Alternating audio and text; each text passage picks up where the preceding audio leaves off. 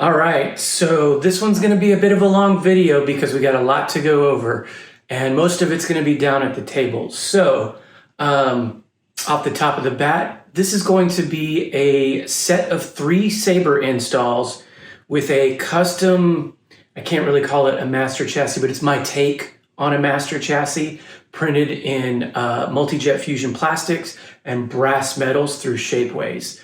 This was a commission for David of the Saber Museum, and he's had several etched Shadowcrest Sabers come to me, and I've still got a few more to do.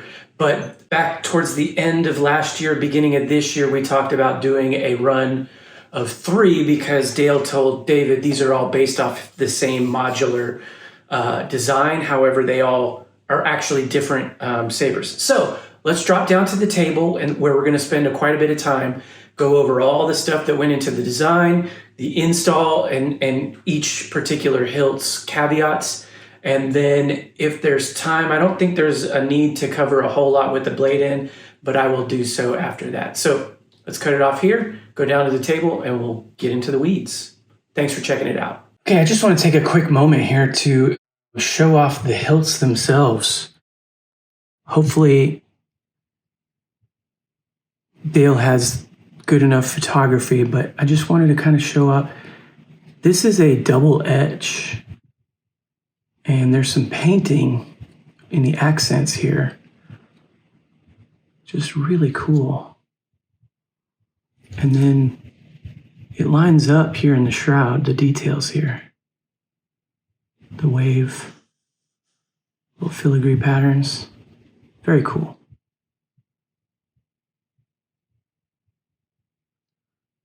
So that is the Queen of Diamonds hilt. This is a Sandman hilt. And I'm not 100% positive, but this may also be double etched. It's hard to tell because there's a lot of paintwork, like on the helm, Dream's helm here. It's got these spinal bones. And then, of course, he's also got the bag of sand and then the ruby.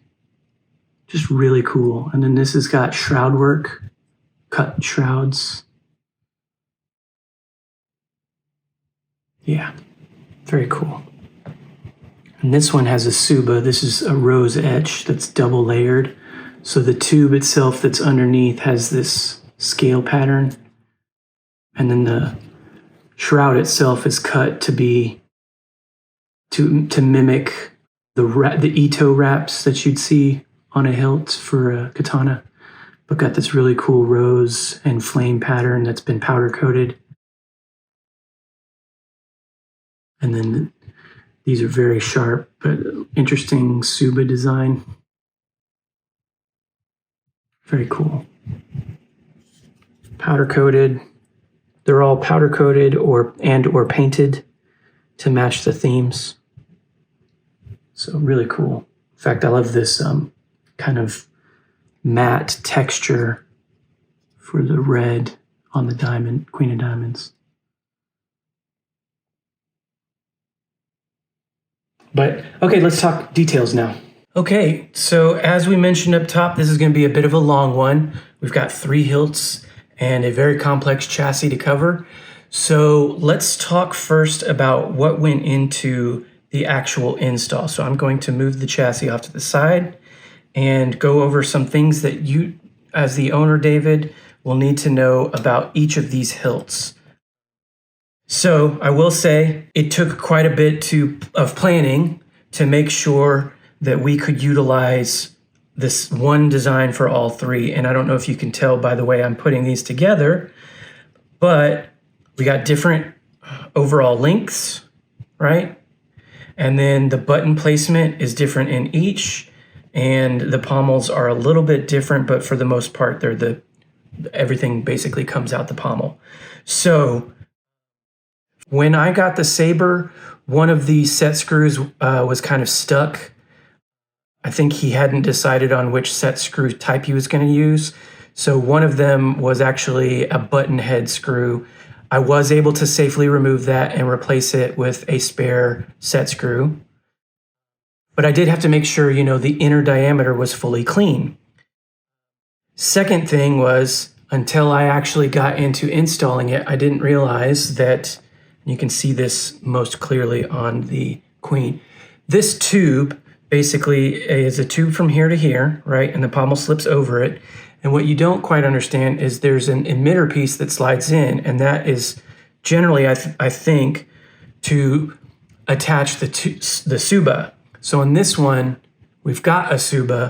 When I got the Rose, which was the first one I had in my hands, this was kind of where I started my measurements. And so I thought, oh man, you know, if I tried to do a removable chassis that was only from here to here, because it's 1 inch diameter, I could really just barely stick a Profi above a battery and a speaker.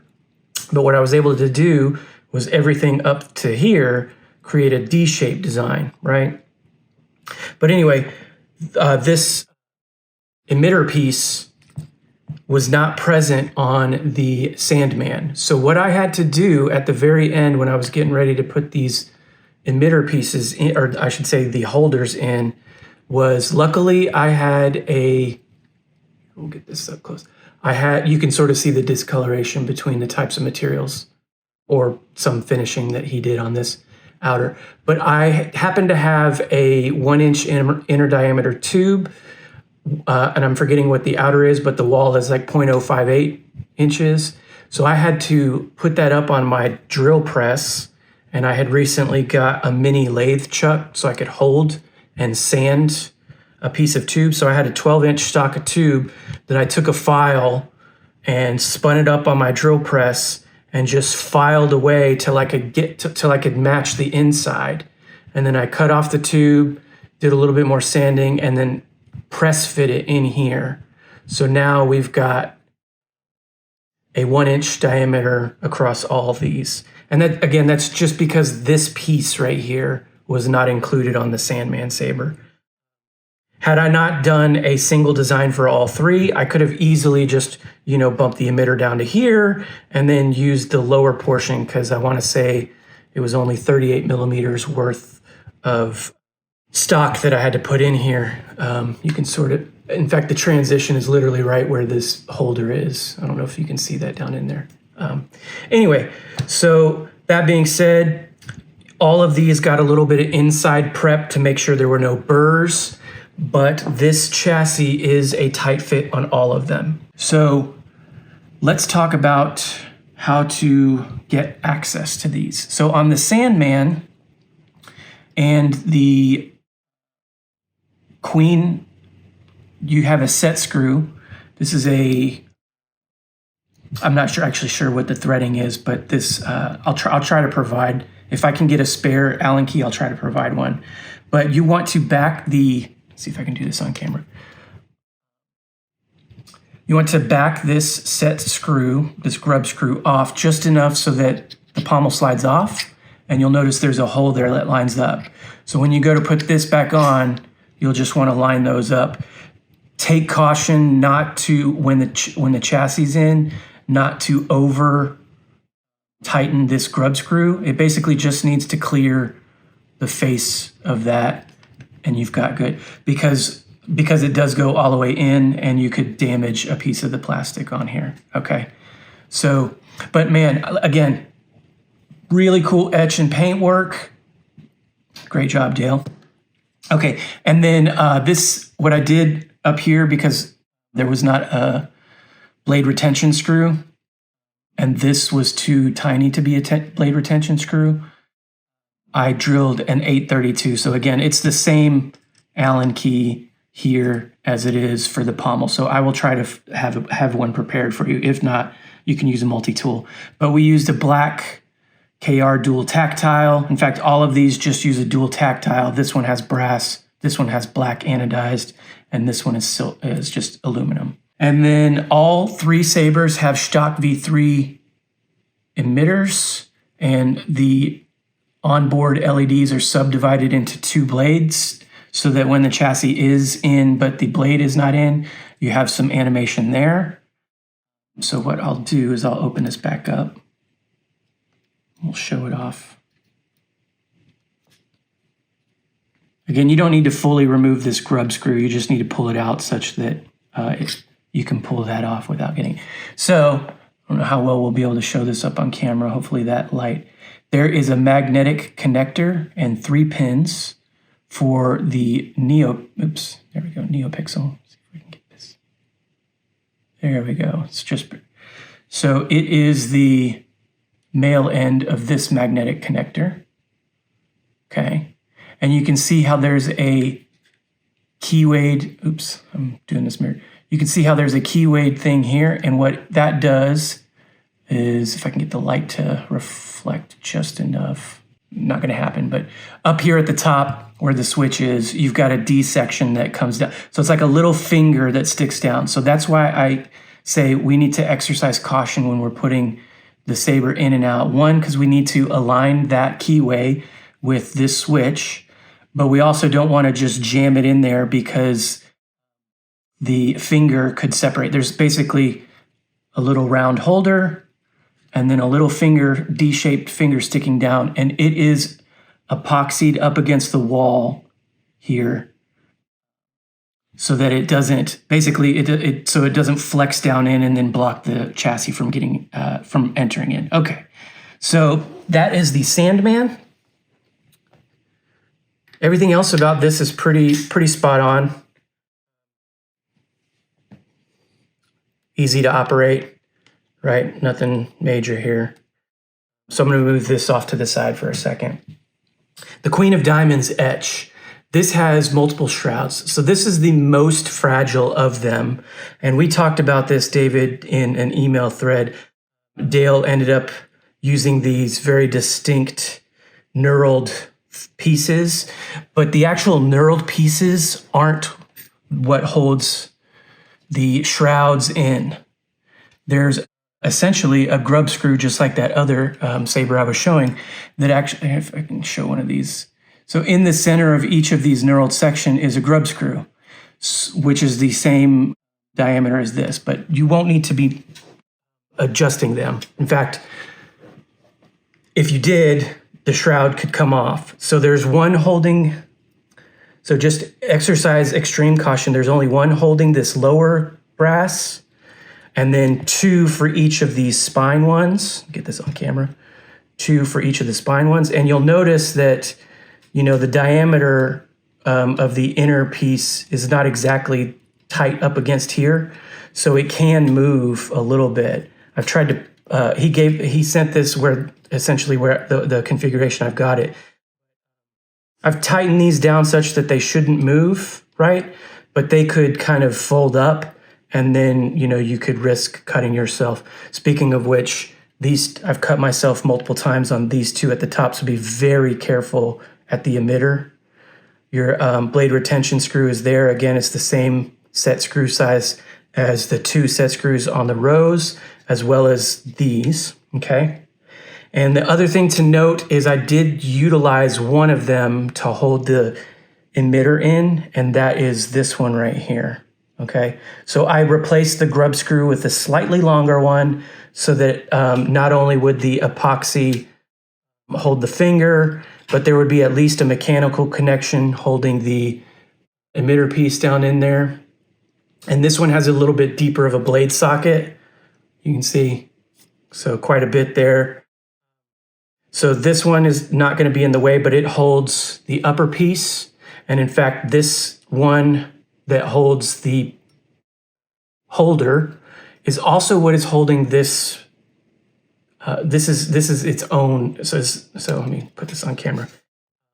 You've got multiple shroud pieces here, right? So this underneath silver is one piece, but this one up here with the Queen of Diamonds on it is its own, and that is what's holding it in. In fact, I'm assuming that's why he went with these knurled pieces, because the outer flat part gave him something to push against the metal. So that being said, everything's taut. Now, for access to the pommel, you can't really use in fact, I'll show you here. You can't really use the knurled thumb screw because it just comes off, see? So you've got a set screw here. So again, the same set screw, the same Allen key that will cinch the blade retention is used to remove the pommel. However, on this one, it's just a press fit up against this tube. On the back side, there is a hole, but it doesn't align with this, I don't believe. And anyways, you wouldn't want to use it because, again, it's a grub screw, right? So if you push it all the way in, all of a sudden, then this knurled piece doesn't work. So you'll see a little bit of a mark right there. And we just align these two up, and this cut out with the center of the saber, and then just cinch that down. And then if the knurled is loose at all, you just cinch that down. Perfect. So these two align, and then just make sure, exercise caution with all of these. So again, we've got the same emitter PCB separated into two sub blades. And then when we go to put the chassis in, we want to loosen this grub screw, and then be mindful of the orientation of the switch, because down in there, you can see the magnetic connector, and then there's a leaf spring that connects the switch to this. So again, we'll talk about the chassis here in a second, but so just be mindful of that. This saber is somewhat more delicate than the other two. They're all going to be shelf queens, I presume, but because there's only one here, you'll hear that. And because these stick out, operating the saber will be a little bit cumbersome, but not so much that you can't, hold it, wield it, swing it around and do that. So again, blade retention, these two hold the shrouds. This one holds the emitter as a mechanical connection, but it is also epoxied on the finger here. Okay, so I'm going to set this one off to the side, and then we'll start to focus more. Okay, so this was the first saber that came to me, and I held on to it for a while till I could measure the other ones, but this was the most critical position for where I set this transition on the actual chassis. So set that off to the side. Just like I mentioned with the Queen of Diamonds, having very sharp points here towards the emitter, this Suba has some really sharp edges. In fact, you can see them right here. So just be mindful of that, okay? When I did get this saber, that's how I found out this was an insert piece, because it was a little bit offset. And while I could get a blade in, for that section of this, when I tried to test something that could go all the way through, I couldn't. So I had to unglue, or however that was secured, reset it so that it was concentric with the rest of the tube, and then re-glue it. And then there are some hidden set screws here. I don't know if I'll get it on camera, actually.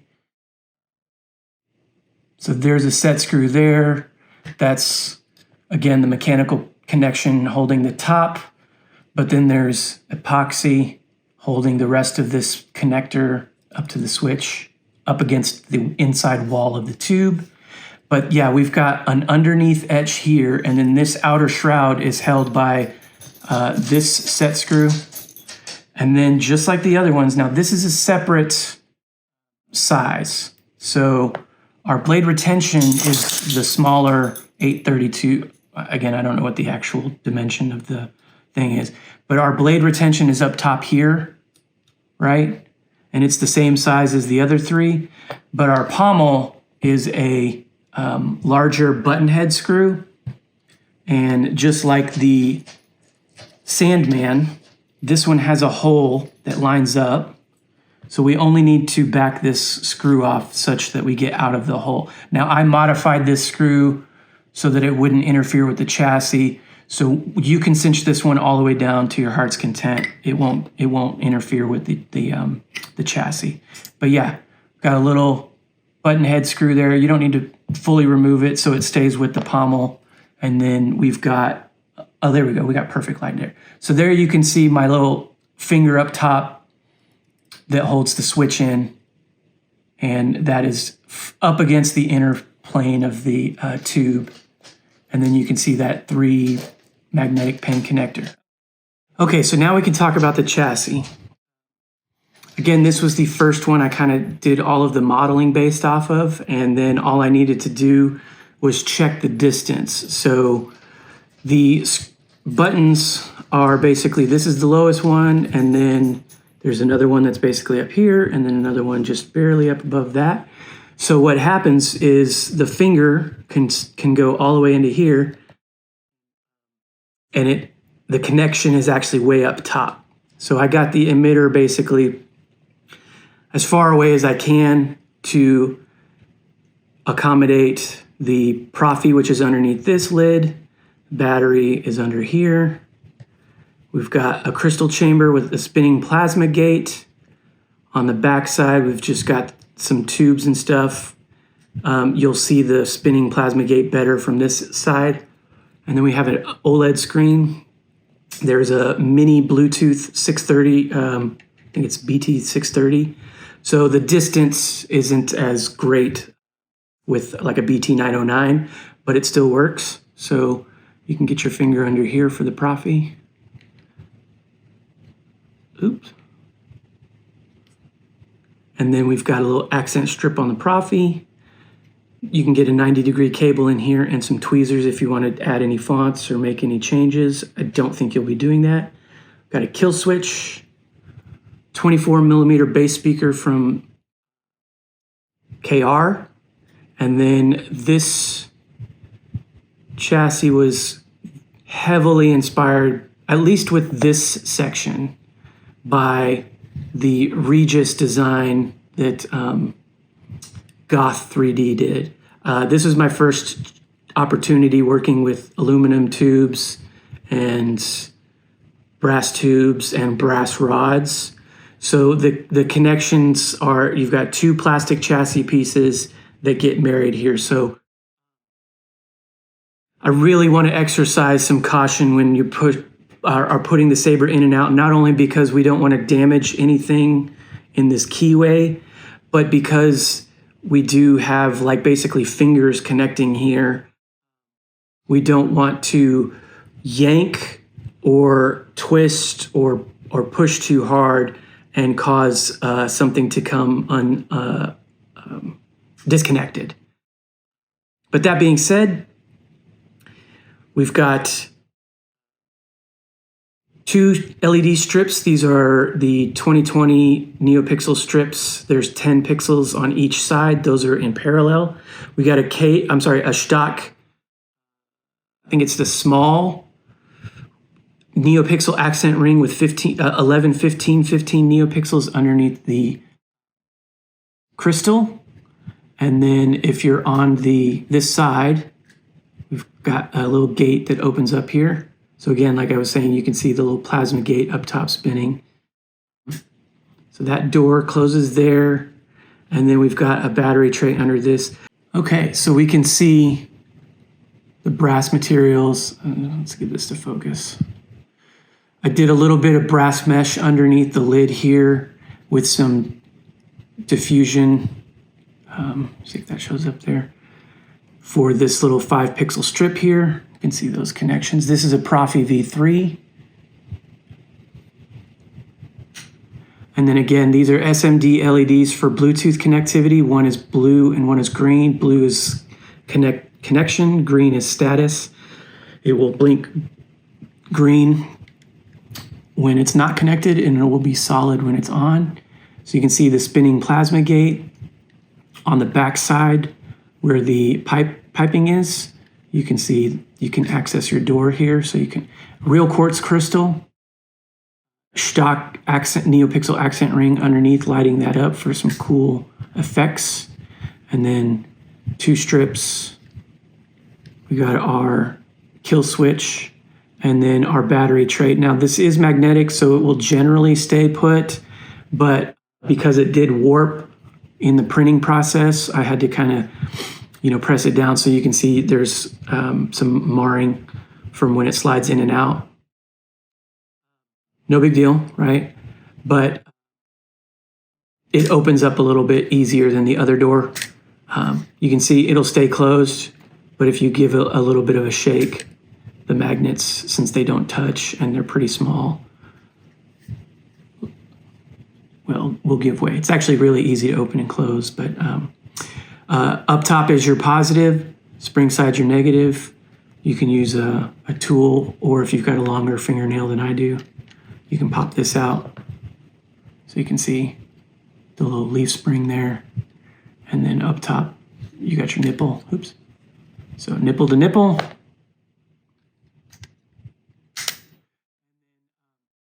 Close that up. And so when we're ready to turn on the saber, we can hit our kill switch here. Got him! I got him! You can see I did a little boot animation for you there with your Saber Museum on there. Let's do that one more time. Nothing crazy, just pretty simple. This is Red 5. I'm going in.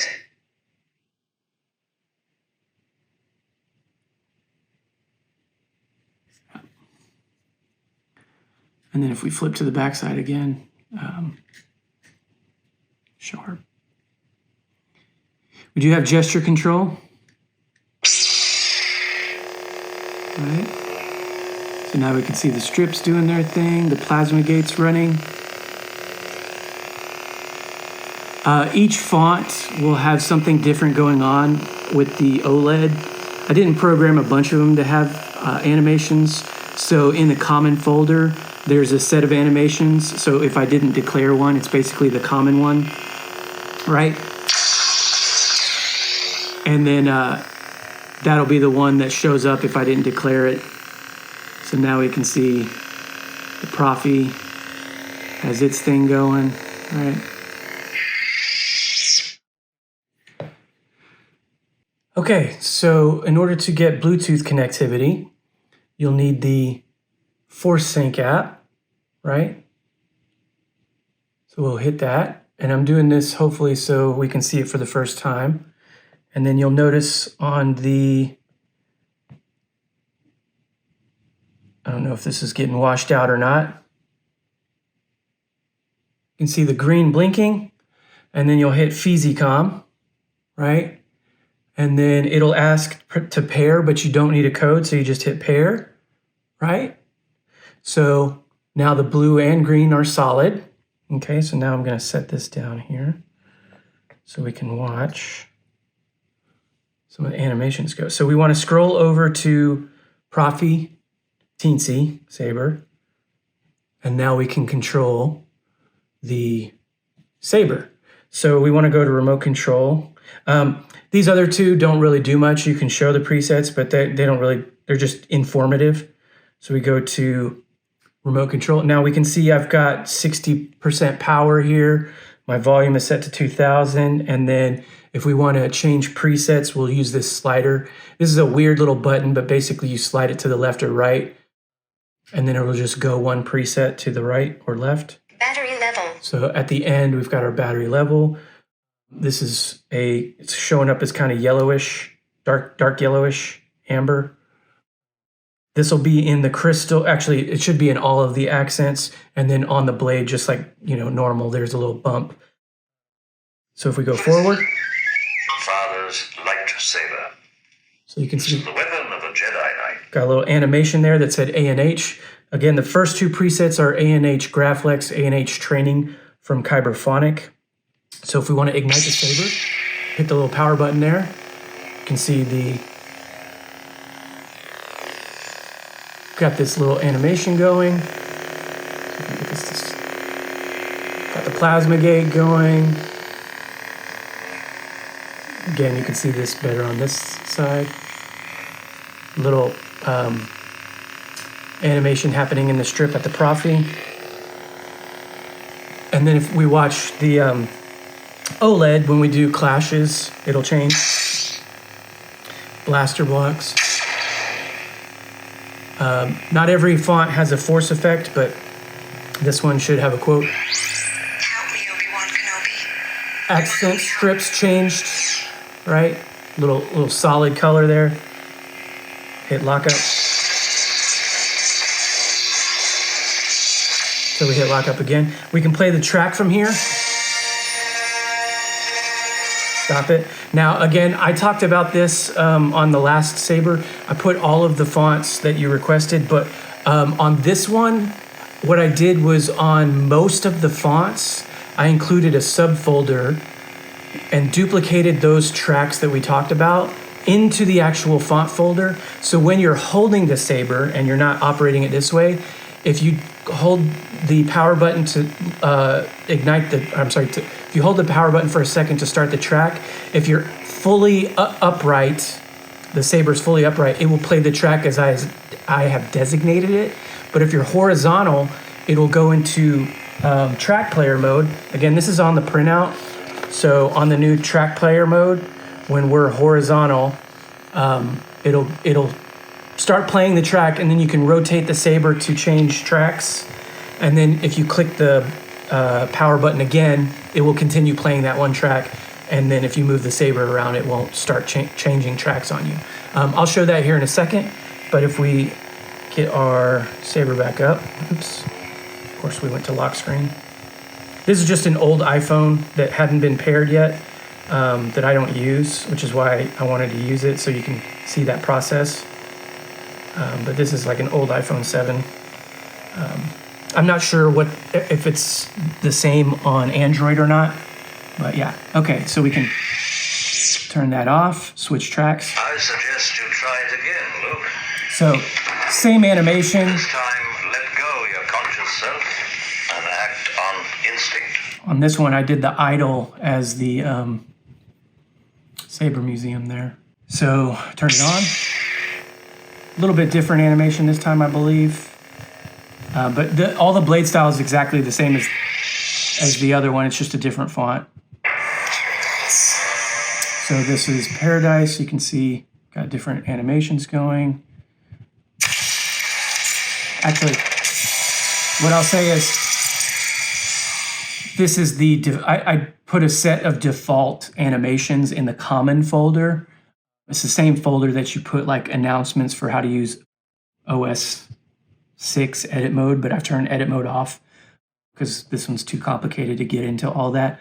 So because these are in the common folder, if a boot or any animation style of OLED is not in the subfolder for the font, it'll play these. But there's a couple that I have.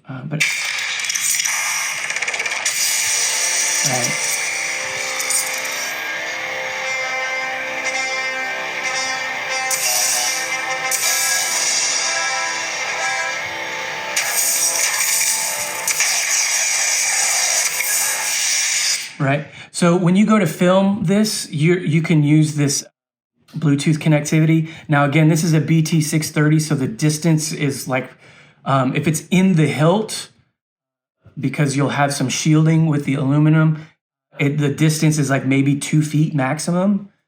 It'll just depend on what your devices are, but that's been my experience. With the chassis out, you get a little bit more distance, but not that much.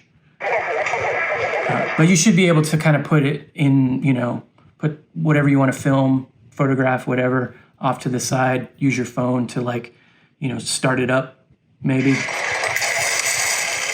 Do something like that. Or, do little things like this.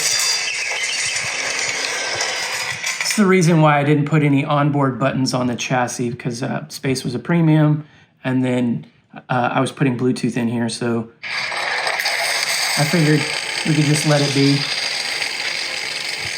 Okay. Liquid static. Let's go back. This one has a cool little thing that screen that Brian Connor did. Liquid static. For the font name. That's pretty cool.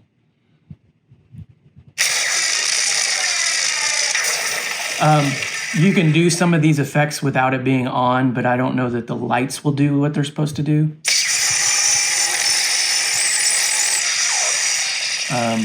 Because it's not in the on state.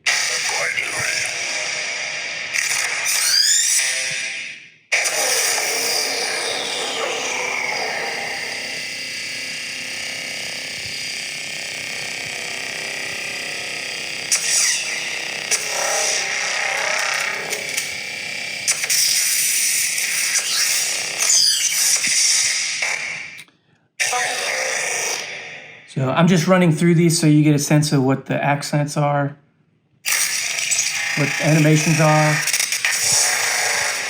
All right, not everything's the same.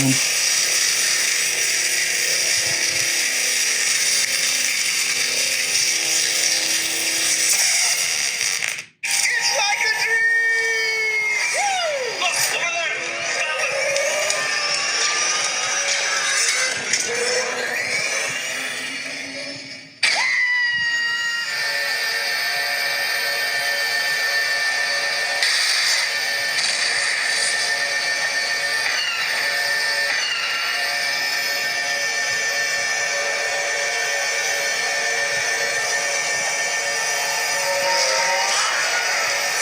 Stop Meet a true Sith. And I don't know how well that showed up on camera, but there was a Darth Maul. I sense your terror. Stay on fire.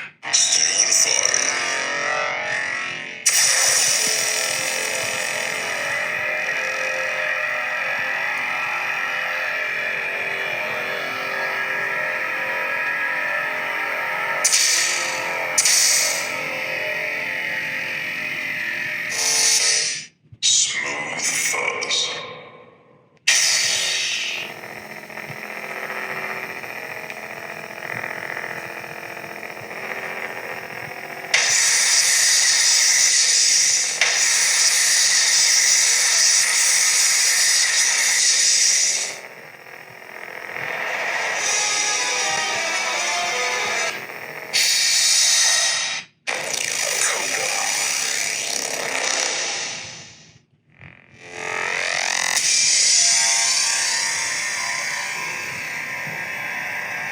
Okay, dope. So that's gonna cover the Force Effect app. All right. So for Bluetooth connectivity. So if you see any issues that arise from connection, just close out the app and then restart it, and then pay attention to what the lights are telling you. If you've lost connection, like I just did, blue's gonna be off, and green is just gonna be a status saying that there's power to the Bluetooth, but nothing's happening. Yeah. So a little close up there. That's an idle screen. And then, you ready? Turn it off. So to put it in the Saber, this is where I want to exercise extreme caution, right? The battery makes it such that this is really tight, but it goes in just fine. So what we want to do is we want to find the switch. We want to align the the OLED and switch, and then gently put it in there. And you'll start to feel resistance, like I said, right around where the battery is at, and which you'll probably start to feel it. Actually, it looks like I got it aligned. If you're not aligned, you could do a little bit of twisting here, and then you just push it all the way back in. Right? Then you put the pommel on. Now, I don't need to put the pommel on to kind of show this, but here we got so we know we got connection, right? Because our emitter is going. And then when we fire it up, right? When the blade's in, we're obviously not going to see that, right? So let me go ahead and just demonstrate this so you can hear it. And then where's the, there we go. So we got the bigger Allen key here for this grub screw, for this button head screw. And again, this is the one that I shaved it down so you can tighten this as much as you need to get that secure, right? Don't need to use that. Twist on works, twist off, thrust on. On all Sabers, all three of these, left is power, right is aux, okay? So, power, aux,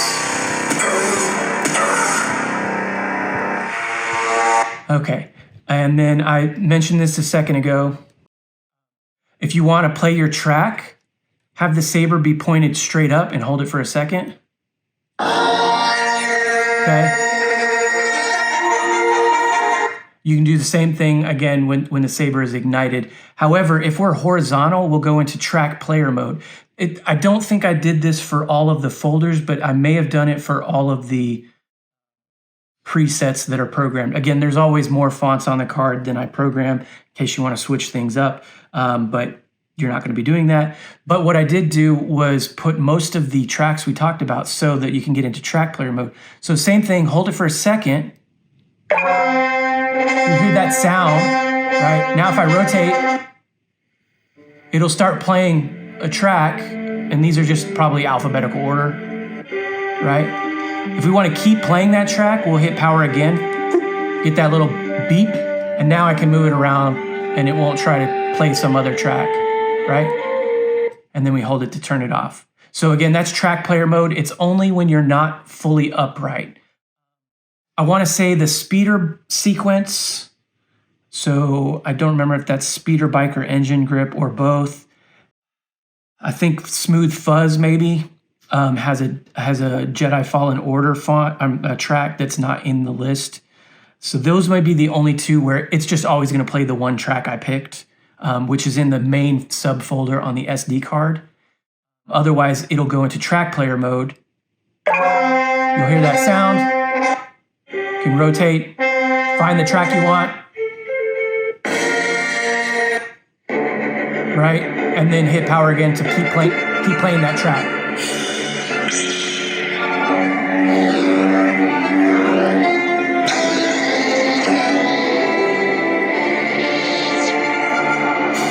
And then hold it again to turn it off. Hope that makes sense. Okay, so when we're ready to take, let me take these off to the side here. When we're ready to take the chassis out, this is where we have to do a little bit of force, right? It's not just gonna plop out. So it was a little bit tighter, right? So the chassis is just not gonna pop straight out. You wanna cup your hand and then smack the bottom of the meat of your wrist up against your hand, right? Until we get some out. We probably want a little bit more than that because this is actually a speaker ring that covers up, so we don't want to grab the speaker ring, and then the rest of it came out. So on the rose hilt, it's pretty easy, okay? On the, I think this is the tightest one. I can't remember which one.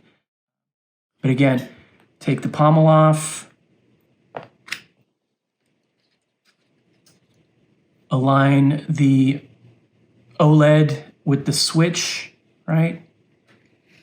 You can also look inside when you go to do this. Yeah, this is the one that's a little bit tighter. So once we get up there, if we feel some resistance, which we did not because I got it perfectly aligned, then we can twist the saber just a little bit. Once we're in, we'll see we've got our emitter going, so we're good. We can put our pommel on. And then I suggest you try it again, Luke. use our switches, right? And then when we're ready to plop it out, this one's gonna be, again, a little bit tougher because we wanna be careful about this shroud and some of the other shrouds, but just grip the saber, pound your wrist, right? Until we can pull it out, and just be very gentle when we're pulling it out. Once we get, most of the way out, it'll be easier. In fact, probably about once we get below the battery, it'll be easier to pull out, okay? So move this off to the side. Set this down for a second. And again, we'll remove the pommel on the Sandman. Just back that grub screw off until it pulls out of that hole. Find the switch. Align the slot with the switch. Very carefully start to push it in. And if we're off alignment, we can twist a little bit. But once it finds that keyway, you're pretty good, and you can just push the bottom of the speaker ring. And you may start up because thrust on is on for the gesture control. Here we go, we got our PCB connected. Switches work. Right. And then again, grip, because this one also has some shrouds on it, grip the entire saber, pound our wrist, and then pull the rest of the way out gently, all right? We don't want this wobbling around or the doors flapping open. Because again, everything connects here into the crystal chamber area. There's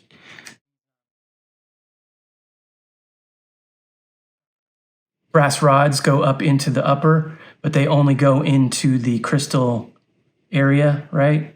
And then this brass piece connects the chassis to that area. So it's a little bit fragile here in the center. But other than that, that should cover the saber. Hit the kill switch.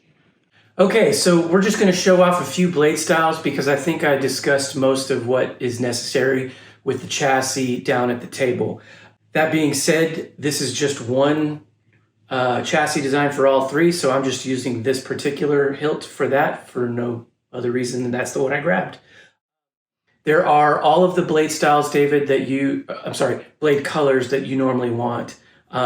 So I'm not going to go over all the functions because for the most part it's the same, and I'll have a printout. But we have two of the same blade style at the top, the variations on the Kyberphonic A New Hope training saber.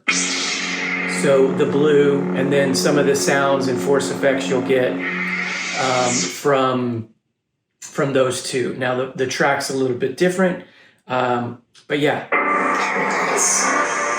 And then next up we have Paradise. I think this is a green blade style. This is a grayscale font.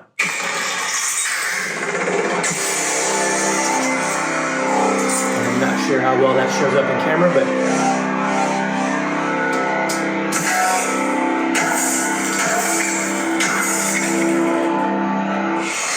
and like with the other sabers I've done for you, if you start with the button to ignite the saber, you're just in regular mode. But if you do twist on, you're now in battle mode. So if you clash, all that same still applies. So, believe this is another grayscale font. And I want to say this is Engine Grip, and it's a yellow blade style. And this may be the exact blade style that he sends out with this font. In fact, I'm pretty sure of that because it has this weird orange emitter. Got a lot of weird swing effects, so you'll get dark spots that are a little bit darker orange as you swing, which will probably show it better in person. Liquid static. This is a 1-inch blade, 36 inches long, just like normal with all your stuff. This is a new default Profi font, and this is the blade style that came from Brian Connor. With the exception is that I think I turned this purple. So, do that one more time. So, when I do a gesture, I'm bypassing prions.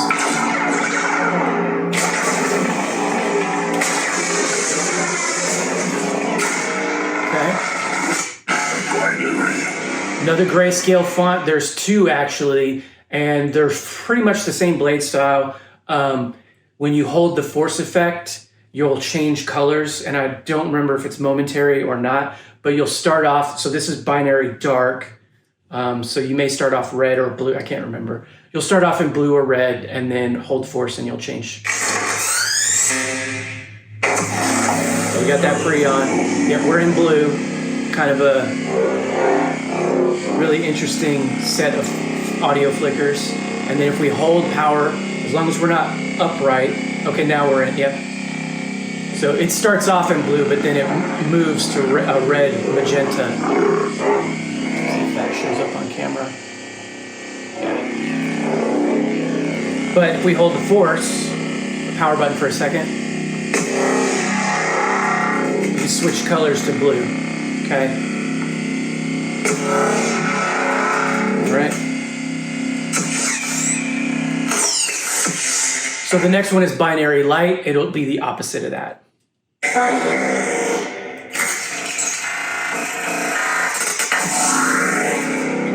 Again, we got that nice deep sky blue. Interesting sound. And then we're moving into red, but just hold the force effect and we'll change. Okay? Are you sure this is okay? You're in country, dude. Live a little. So this is a speeder bike hilt. This is from Harry Solo fonts. And just like with some of the other speeder bike fonts I've done for you, it'll do color change direct. Unlike those two grayscale fonts, instead of force, we actually do the color change command, which is hold aux tap power. I forget, we got a really long pre-on with this font. So go easy on the throttle, okay? All right. It's a lot of fun, but it's a really long pre-on. So if you didn't want it, you could just gesture control to bypass it. Now we're back. So again, hold aux tap power. We got a light purplish blade. Back to a silver color. Okay? My apprentice, Darth Maul. I put a Darth Maul font on here. I'm forgetting who it's from. Maybe Syndicate Relics. Just because there's some cool OLED stuff with that. So this is just going to be a red blade. You are helpless. You are nothing. But we do have voice prompt pre-ons. And it sounds like my speaker's getting low, so I probably have a low battery.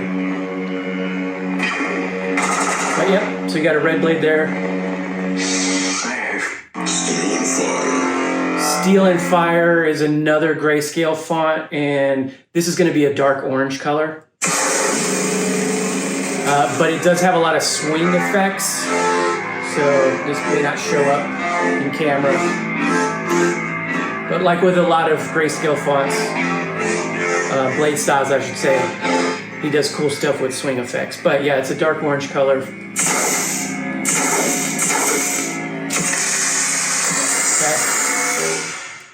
Smooth fuzz. This is just a default Profi font. I just wanted another one on here for a different red. A little bit more simple audio flicker red, unlike the Darth Maul. And then Coda is another default Profi font that's new now. It does come from grayscale, but the blade style is a copy of, I think it's the green blade style. Paradise. So a little bit unstable at the beginning, but yeah. This is just because there was some extra fonts, I wanted to go ahead and change it up. Okay. Battery level. And then we got and you can see I'm getting lower than half here, so my battery's a little low. That'll cover it for blade styles. Again, if you have any questions, I've got a printout. Feel free to email me. And then again, take care with all of the stuff we talked about up front with the actual hilts themselves. The emitter and switch piece will be a little bit fragile, so just make sure you're delicate when you're putting the chassis in and out. So appreciate the opportunity to do this. This is a huge challenge, but one that I was proud of. So thanks again.